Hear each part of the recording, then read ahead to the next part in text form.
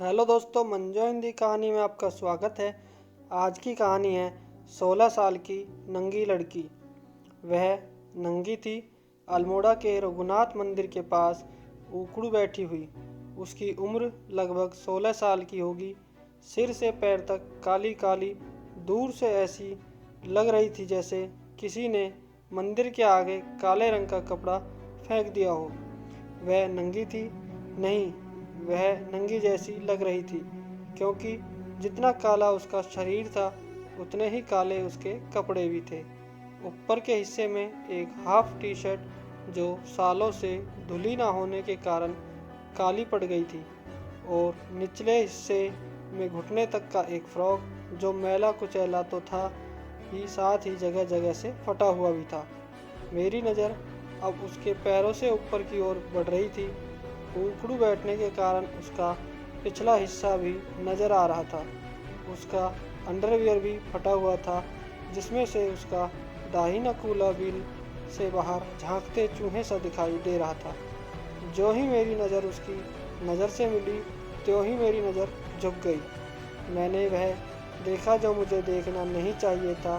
वह नंगी नहीं थी, लेकिन फिर भी वह नंगी थी। क्या था उसके पास? कुछ भी नहीं। पेट भरने के लिए 2 वक्त का भोजन नहीं था उसके पास। शरीर ढकने के लिए 2 जोड़ी कपड़े नहीं थे उसके पास। क्या था उसके पास? कुछ नहीं। वह आदमी सबसे बड़ा नंगा है, जो तन, मन और धन तीनों चीज़ों से नंगा है। यह 16 साल की लड़की भी मुझे तीनों चीज़ों से नंगी नजर आई। तन था उसके पास, लेकिन एकदम दुर्बल। मन था उसके पास, लेकिन पूरी तरह से मुरझाया हुआ, जिसमें शायद ही जीवन का कोई रंग शामिल हो। धन तो बिल्कुल भी नहीं था उसके पास, इसलिए तो वह कटोरा थामकर वहाँ पर बैठी हुई थी। मेरी नज़र अब उससे जल्द से जल्द दूर भागना चाह रही थी। उसकी काली काली देह देखकर मेरा मन स्वयं में वहाँ से विरक्त होना चाह रहा था। मेरे पैर स्वयं में पीछे की ओर खिसक रहे थे। जिस उम्र में लड़कियों के शरीर में गुलाब मुस्कुराता है, उस उम्र में उसके शरीर में खिल रहे थे कैक्टस के कांटे। जिस उम्र में लड़कियों के शरीर में नदी बहती है, उस उम्र में उसका शरीर सना हुआ था कीचड़ से। उसकी देह में फैले कैक्टस के कांटे मुझ में भय पैदा कर रहे थे। उसके शरीर में लगा हुआ कीचड़ मेरे मन में घृणा उत्पन्न कर रहा था। मैंने मनोविज्ञान की किताब में पढ़ा था कि इस उम्र में लड़कियों के शरीर में तरह तरह के नए फूल खिलते हैं। उनकी देह में बसंत छाया रहता है, लेकिन इसकी देह में तो मुझे पतझड़ नजर आ रहा था। सूखा हुआ शरीर, हड्डियाँ ही हड्डियाँ। कभी कोई कुत्ता धोखे से उस पर झपट्टा न मार ले। 16 साल की उम्र में यह हाल। मुझे लड़कियों पर बनाए गए तमाम गीत याद आने लगे। 16वां साल है, हाय क्या चाल है, मैं 16 बरस की, तू 18 बरस का, 16 बरस की बाली उम्र को सलाम। मुझे सब गीत झूठे लग रहे थे। कितना बकवास लिखा है हमारे गीतकारों ने। मैंने देखे उसके सूखी लकड़ी जैसे हाथ पैर, धूल से सने मकड़ी के जाल जैसे भूरे बालों को, जिन्होंने शायद कभी आज तक तेल का स्वाद चखा ही नहीं था। छोटी छोटी पिचकी हुई नाक, पापड़ जैसे सूखे होठ, उसकी गहरी लेकिन सूखी झील जैसी आंखों में मैंने देखा एक सपना कि वह भी बनना चाहती है एक 16 साल की लड़की। क्या वाकई में 16 साल की लड़कियां ऐसी ही होती हैं?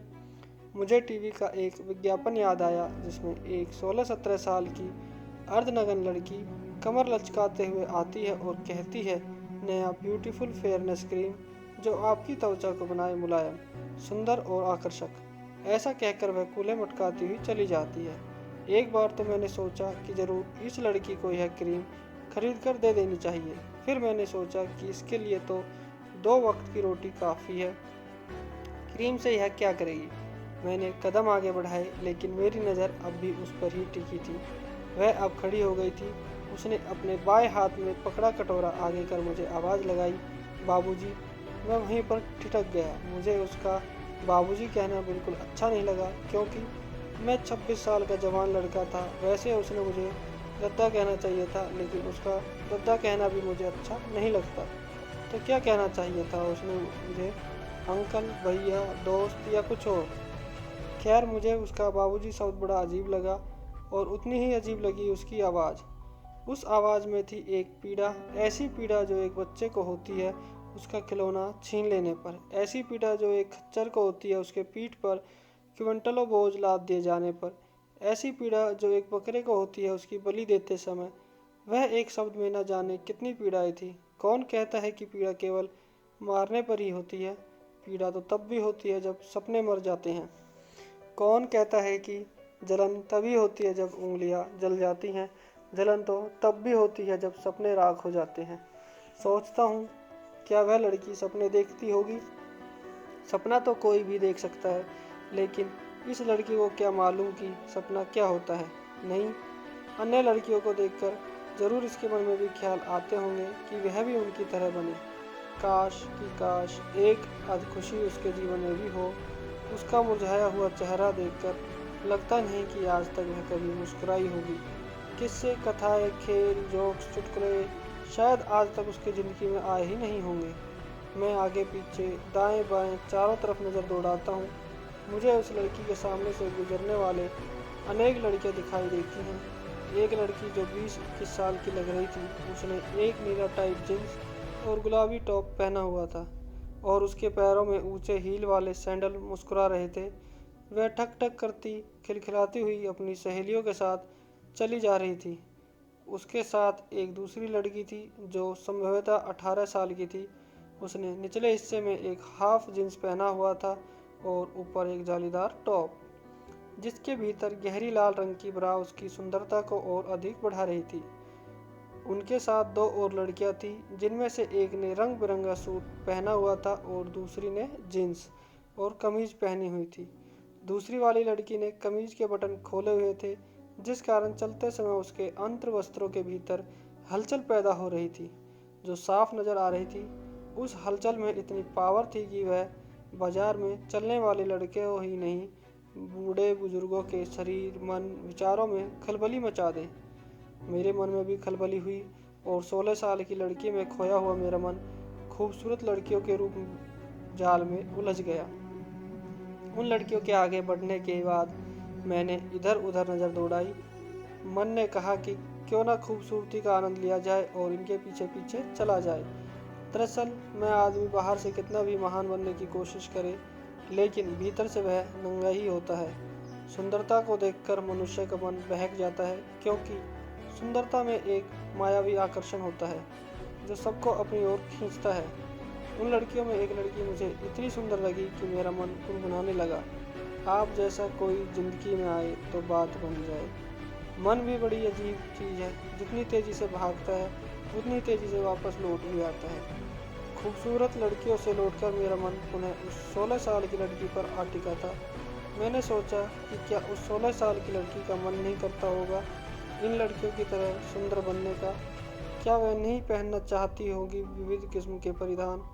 क्या वह नहीं चाहती होगी उसकी भी सहेलियां हों जिनके साथ वह बातें करे, घूमे फिरे, अच्छा खाए, अच्छा पहने, अच्छे घर में रहे? अचानक ही मेरे ध्यान में खलल पड़ी और दोबारा एक सुनी सुनाई आवाज़ मेरे कानों में पड़ी। बाबूजी। मैंने नज़र घुमाई। हे भगवान, यह लड़की तो पीछे ही पड़ गई। मैंने आवाज़ को अनसुना करने की कोशिश की, लेकिन तब तक वह मेरे आगे पहुंच चुकी थी। उसके हाथ की कटोरी में एक एक 2-2 रुपए के सिक्के दिखाई दे रहे थे। हाँ, 16 साल की उम्र में ऐसा काम, इस उम्र की लड़की का यह कोई काम है? यह तो स्कूल जाने की उम्र होती है, पढ़ने लिखने और मौज मस्ती करने की उम्र होती है। एक और ऐसी सुंदरियाँ भी हैं जो सब कुछ होते हुए भी नंगी होने में देर नहीं लगाती, और दूसरी ओर यह लड़की भी है जो नंगी नहीं है लेकिन फिर भी नंगी है। उसका नंगा होना देख रहे हैं बाजार से गुजरने वाले सभी छोटे बड़े लोग। उसे हाथ में कटोरा लेकर इधर उधर भटकते हुए देख रहे हैं सब लोग। वह नेता भी देख रहा है जो जनता के सामने बड़े बड़े वादे करता है, कहता है मैं विकास की गंगा बहा दूंगा। वह समाज सेवी भी देख रहा है जो जनता के हित के लिए तमाम आंदोलन करने का दावा करता है। वह बुद्धिजीवी भी देख रहा है जो जहाँ तहाँ सिद्धांतों की लाइन लगा देता है। वह शिक्षक भी देख रहा है जो बच्चों को ज्ञानी बनाकर राष्ट्र के निर्माण का दावा करता है। और मैं भी देख रहा हूँ, सब देख रहे हैं, लेकिन इस नंगी लड़की के सामने जाने पर सब नंगे हो जा रहे हैं। नेता के वादे गायब हो जा रहे हैं, समाज सेवी का सेवा भाव लुप्त हो जा रहा है, बुद्धिजीवी की बुद्धिमत्ता नष्ट हो जा रही है, शिक्षक का ज्ञान दिखाई नहीं दे रहा है। मैं समझ नहीं पा रहा कि यह क्यों हो रहा है। मैं बाजार की ओर देखता हूँ, पाता हूँ कि बाजार भी मुझे उतनी ही पैनी निगाहों से देख रहा है। बाजार ऐसी जगह है जहाँ किस्म किस्म के लोग मिलते हैं, लेकिन बाजार की एक विशेषता होती है कि यहाँ सब चीज़ बिकती है। यहाँ महंगी से महंगी और सस्ती से भी सस्ती चीज़ें मिल जाती हैं, और मज़े की बात यह है कि सब चीज़ों के खरीदार भी मिल जाते हैं। शालीनता और सादगी में वास्तविक सौंदर्य है, लेकिन बाजार का इन दोनों से दूर दूर तक कोई नाता नहीं दिखता। बाजार में चमक धमक होती है, बनावटीपन होता है, दिखावा होता है। आजकल बाजार पश्चिमी संस्कृति के रंग में डूबे हुए नजर आते हैं। अंग्रेजी बोलना, अंग्रेजी वेशभूषा और रहन सहन का अनुकरण करने में यहाँ के लोग समय को बड़ा ही सभ्य समझते हैं। किंतु सच तो यह है कि हम सभ्य नहीं हैं, बल्कि बंदरों की तरह नकलची हैं। बिना कुछ सोचे समझे नकल करना हमारी फितरत बन चुकी है। बाहर से सभ्य और संस्कृत दिखने वाले लोग भीतर से भी सभ्य और संस्कृत हो जरूरी नहीं है। बाहर से तो सब एक से बढ़कर एक नजर आते हैं, और बाजार की यही खूबी है कि वह दिखता अच्छा है। इसी दिखावे में आकर्षण होता है, चमक होती है, और इसी चमक में मेरी आंखें भी खो जाती हैं। मेरा ध्यान एक रेडीमेड कपड़ों की दुकान की ओर खिंचता चला जाता है। इस दुकान के बाहर एक से एक लेडीज और जेंट्स कपड़े लटके हुए थे, लेकिन सबसे ज़्यादा मेरा ध्यान उस मूर्त ने आकर्षित किया जो प्लास्टिक की बनी हुई थी, किंतु लग ऐसी रही थी जैसे कोई साक्षात फिल्मी हीरोइन खड़ी हो। उसने एकदम स्टाइलिश कपड़े पहने थे, साथ ही सिर में एक टॉप भी पहनी थी। उसे देखकर मेरे मन ने कहा, हाँ कितनी खूबसूरत है यह, इसे घर ले जाकर इसके साथ शादी कर लेनी चाहिए। आजकल की लड़कियों का कोई भरोसा नहीं, शादी के बाद भी बॉयफ्रेंड के साथ भाग जाती हैं। उनकी नियति बदलने में जरा भी देर नहीं लगती। अखबारों में नित नए किस्से छपते रहते हैं। अवैध संबंधों के कारण फलाने ने फलाने की हत्या की, फलाने की औरत फलाने के साथ भाग गई, फलाने ने फलाने के चक्कर में अपनी गृहस्थी बर्बाद की, फलाने ने फलाने के कारण आत्महत्या की। ऐसे ही सैकड़ों किस्से। कम से कम यह मूर्त तो ऐसे धोखा नहीं देगी। हाँ, टीवी अखबारों की बात करूं तो जनाब मेरे रोंगटे खड़े हो जाते हैं। रोज एक न एक किस्सा लगा रहता है। हत्या, आत्महत्या, लूट, बलात्कार, चोरी, डकैती, धोखाधड़ी, छल, प्रपंच, अवैध संबंध, बस यही मुद्दे छाए रहते हैं। सच कहूँ तो ये संचार माध्यम आदमी के नंगेपन को उजागर करने के माध्यम बन गए हैं। संसार में आदमी ही एक ऐसा प्राणी है जो वस्त्र पहनने के बावजूद भी नंगा है। नंगा नहीं बल्कि एकदम चिलम नंगा है। अब आप कहोगे कि आदमी तो सभ्य है, उसे चिलम नंगा क्यों कह रहा है? मैं बताता हूँ। जिस तरह से देश में छोटी छोटी बच्चों के साथ सामूहिक बलात्कार की घटनाएं हो रही हैं, उन्हें देखकर आदमी को चिलम नंगा नहीं कहूँ तो और क्या कहूँ। औरत अगर अपनी वासना पूर्ति हेतु प्रेमी के साथ मिलकर पति को मरवा दे तो ऐसे में मनुष्य को चिलम नंगा नहीं कहूँ तो और क्या कहूँ। आदमी अगर जमीन, जायदाद, धन संपत्ति के लिए रिश्तों को तार तार कर दे, अपना जमीर बेच दे, तो ऐसे में आदमी को चिलम नंगा नहीं कहूँ तो और क्या कहूँ। मेरे आक्रोश को और गति मिलती इससे पहले ही दृश्य बदल गया। एक सुंदर लड़की आकर उस मूर्त के पहने हुए कपड़ों को देखने लगी। इस सुंदर लड़की ने भी अपने सिर पर हैट पहना हुआ था। इन दोनों मूर्त और सूरत को देखकर मुझे ऐसा लगा जैसे उन्होंने टॉप नहीं पहना है, बल्कि पूरा ब्रह्मांड अपने सिर पर धारण कर रखा है। पूरी दुनिया उनके सिर पर घूम रही है। उसी समय अचानक से मैं चौंका, क्योंकि बगल वाली दुकान से एक गीत की आवाज़ आकर मेरे कानों से टकराई।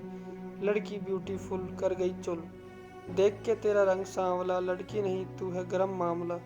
बाबूजी, गीत के साथ ही फिर वही कसक भरी आवाज़ मेरे कानों से होकर गुजरी। वह 16 साल की लड़की कटोरा पकड़कर ठीक मेरे आगे खड़ी हो गई थी। मुझे गुस्सा आया। बाबूजी बाबूजी क्या लगा रखा है तूने? मैं अभी 26 साल का जवान लौंडा हूँ, दिखता नहीं क्या तुझे? अच्छा खासा मूड खराब कर दिया, मैंने उसे कहा, और उसकी ओर से ध्यान हटाकर तेजी से मंदिर की ओर कदम बढ़ा दिए।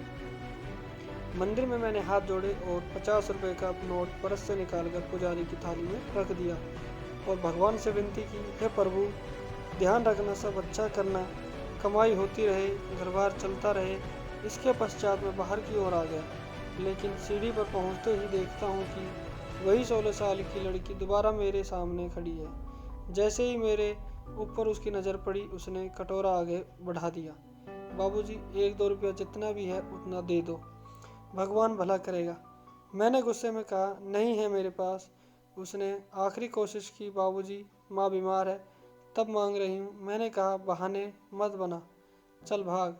मैं उस 16 साल की नंगी लड़की को दोबारा नंगा छोड़कर घर की ओर आता रहा।